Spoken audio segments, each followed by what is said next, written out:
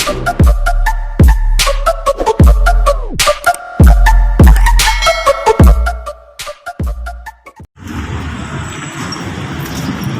guys, good morning. Dito na tayo sa tindahan natin, sa ating pwesto dito sa May United.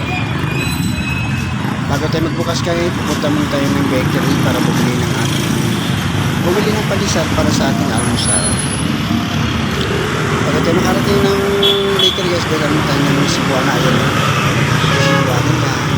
Tapos may madadaanan din tayong saan dyan. Tapos lang lipas na bubukas.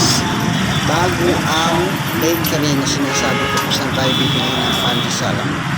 Ang ganda kasi ng mga pandesal na dito, bagong luto at saka lahat dito bago talaga. Ayan o, ito saan ang bibilihin ko kaso Magkano dito na marami na kasi kailangan ko lang 4 na piraso or 6 na piraso.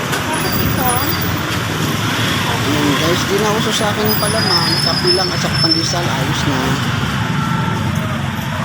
Hey guys, salamat. Thank you for watching. Bye-bye.